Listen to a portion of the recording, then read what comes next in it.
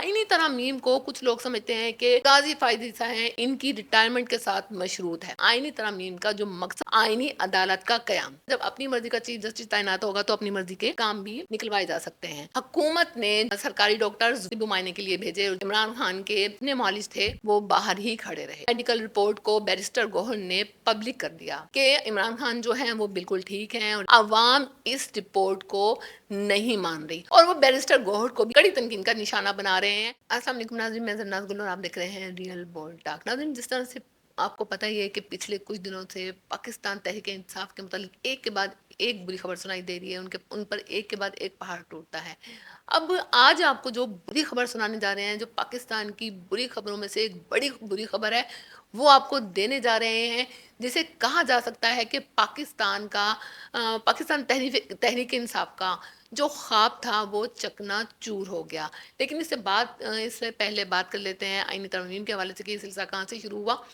آئینی ترامیم جو ہونے جا رہی تھی، جو حکومت کرنے جا رہی تھی، اس کو روکنے کے لیے پاکستان تحریک انصاف نے جلسے جلوسوں کا سلسلہ شروع کیا۔ احتجاج کی کال دی گئی، اور آپ کو پتہ ہی ہے احتجاج کی کال دی گئی، جلسے جلوس ہوئے اور ان میں کیا کچھ نہیں ہوا، یہ سب جانتے ہیں۔ لاسٹ ٹائم جو احتجاج کی کال دی گئی اس میں گرفتاریاں بھی ہوئیں، بہت سے لوگوں پہ مقدمات بھی درج ہوئے، لیکن یہ جو آئینی ترامیم ہے اس کا سلسلہ رکے گا یا نہیں رکے گا، آئینی ترامیم ہونے جا رہی ہیں یا نہیں ہونے جا رہی۔ پہلے ہم آئینی ترامیم کے متعلق بات کر لیتے ہیں کہ آئینی ترامیم کیا ہے۔ آئینی ترامیم کو کچھ لوگ سمجھتے ہیں کہ جو ہمارے چیف جسٹس قاضی فائز عیسیٰ ہیں ان کی ریٹائرمنٹ کے ساتھ مشروط ہے، جبکہ ایسا کچھ بھی نہیں ہے۔ کہ اگر کچھ لوگ سمجھتے ہیں کہ اگر ریٹائرمنٹ نہیں ہوئی تو آئینی ترمیم نہیں ہونے جا رہی، اگر ریٹائرمنٹ ہوگی تو آئینی ترمیم ہونے جا رہی ہے، ایسا کچھ بھی نہیں ہے۔ یہ جو آئینی ترمیم ہے ان کی ریٹائرمنٹ کے ساتھ مشروط نہیں ہے، بلکہ آئینی ترمیم کا جو مقصد ہے وہ یہی ہے، آئینی عدالت کا قیام، اور اس میں اپنی مرضی کا جو چیف جسٹس ہے اس کی تعیناتی، اور اپنی مرضی، ظاہر بات ہے جب اپنی مرضی کا چیف جسٹس تعینات ہوگا تو اپنی مرضی کے کام بھی نکلوائے جا سکتے ہیں۔ اچھا، نمبر 2 پھر کیا ہوا؟ سب سے بڑی جو اس کے بعد بری خبر آتی ہے، عمران خان کی پاکستان تحریک انصاف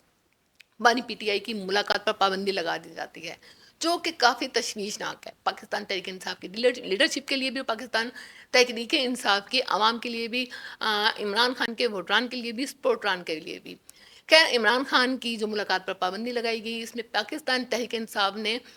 سٹیپ لیا، انہوں نے یہ قدم اٹھایا کہ انہوں نے ایک کال اور دے دی 15 اکتوبر کی، ڈی چوک کی طرف لانگ مارچ کرنے کے لیے۔ پاکستان جو لیڈرز ہیں انہوں نے کہا کہ ہمارے پاس کوئی اور آپشن نہیں ہے، یا تو ہمیں عمران خان سے ملوایا جائے، ان کی طبیعت اور صحت کے متعلق مطلع کیا جائے،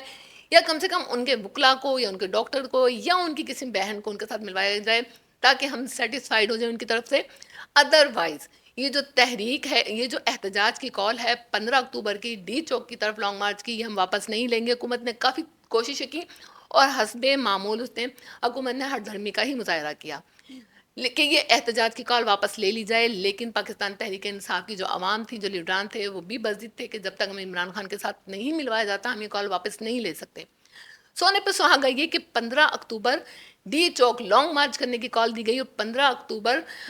کو ہی شنگھائی تعاون تنظیم کا جو اجلاس ہونے جا رہا تھا وہ بھی ہو رہا تھا۔ ایسے میں اتنا بڑا رسک حکومت نہیں لے سکتی تھی، لہذا حکومت نے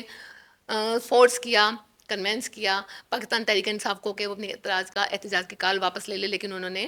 اس چیز کو نہیں مانا، اس مطالبے کو نہیں مانا۔ خیر، حکومت کو پاکستان تحریک انصاف کی یہ بات ماننی پڑی، اور انہوں نے بانی پی ٹی آئی کے میڈیکل چیک اپ کے لیے اجازت دے دی۔ اس کے بعد پاکستان تحریک انصاف کے جو لیڈران ہیں انہوں نے احتجاج کی کال واپس تو نہیں لی، احتجاج کی جو کال ہے اس کو مؤخر کر دیا، اس کو کینسل نہیں کیا، اس کو آگے کر دیا کہ 15 اکتوبر کے بعد اس معاملات کو دیکھیں گے۔ لیکن فی الحال حکومتی جماعتوں کے کہنے پر اور دوست ممالک کے کہنے پر، اور دوسری بات، سب سے بڑی بات، ملکی ساکھ کے ساتھ کمپرومائز نہیں کیا جا سکتا۔ ملکی ساکھ کے لیے، ملکی ساکھ کے تحفظ کے لیے پاکستان تحریک انصاف نے یہ کال واپس لے لی، مؤخر کر دی، کینسل نہیں کی۔ اچھا، اس کے بعد عمران خان جو بانی پی ٹی آئی ہیں ان کا جیل میں معائنہ کرنے کے لیے جو حکومت نے اجازت دی تھی، لیکن کیا ہوا، حکومت نے جو اپنے معالج ہیں، اپنے سرکاری ڈاکٹرز وہ طبی معائنے کے لیے بھیجے، جو عمران خان کے اپنے معالج تھے وہ باہر ہی کھڑے رہے۔ اب اس میڈیکل رپورٹ کو بیرسٹر گوہر نے پبلک کر دیا کہ عمران خان جو ہیں وہ بالکل ٹھیک ہیں اور رپورٹ بالکل ٹھیک آئی ہے، لیکن عوام اس رپورٹ کو نہیں مان رہی، اور وہ بیرسٹر گوہر کو بھی اب شدید نشانہ، کڑی تنقید کا نشانہ بنا رہے ہیں کہ شاید بیرسٹر گوہر نے عمران خان کی خاطر عمران خان کے خلاف جا کر ڈیل کر لی ہے، انہیں تنہا چھوڑ دیا ہے، ان کا سودا کر لیا ہے۔ تو جو بیرسٹر گوہر ہیں وہ بھی عوام کی کڑی تنقید، کڑے نشانے پر ہیں۔ عوام کا کہنا یہ بھی ہے اگر آئینی ترامیم ہو جاتی ہیں یا عمران خان آن بورڈ نہیں لیے جاتے تو ہم اپنی یہ جو پاکستان تحریک انصاف کی لیڈرشپ ہے ان کو ہم لوگ سڑکوں پر گھسیٹیں گے۔ وہ بالکل بھی بیرسٹر گوہر کے لیڈر پر، پاکستان تحریک انصاف کے جو لیڈرز ہیں ان پر بھروسہ نہیں کر پا رہے۔ اچھا، پاکستان تحریک انصاف کے حوالے سے میں نے آپ کو جیسے بتایا کہ پاکستان تحریک انصاف کا ایک خواب اور تو نہیں، مطلب ان پہ ایک کے بعد ایک جو بری خبر آئی ہے اس میں یہ میں نے آپ کو بولا تھا کہ پاکستان تحریک انصاف کا خواب چکنا چور ہو گیا، یا وہ یہ کہہ سکتے ہیں کہ جن پہ تکیہ تھا وہی پتے ہوا دینے لگے۔ پاکستان تحریک انصاف کے جو بانی ہیں عمران خان، وہ آکسفورڈ یونیورسٹی سے چانسلر کا الیکشن لڑنے جا رہے تھے، لیکن اب ہوا کیا، پاکستان تحریک انصاف کے جو عمران خان ہیں بانی پی ٹی آئی، وہ جو ہے ڈسکوالیفائی ہو گئے۔ جو ان کی لیگل فرم ہے انہوں نے عمران خان کو ڈسکوالیفائی کر دیا۔ انہوں نے کہا کہ یہ ایک ایسا شخص جو سزائے یافتہ ہے، ظاہری بات ہے سیاست میں ہوتے ہوئے ایسا ہو ہی نہیں سکتا کہ آپ پہ کسی چیز کا دھبا نہ لگ جائے گا، ان کے ظاہری بات ہے وہ ان کو ایک صاف ستھرا انسان چاہیے، صاف ستھرا چانسلر چاہیے۔ تو لیگل فرم کی رائے یہی تھے کہ جو ایک جیل میں سزا یافتہ انسان ہے تو ہم اس کو چانسلر کے اس میں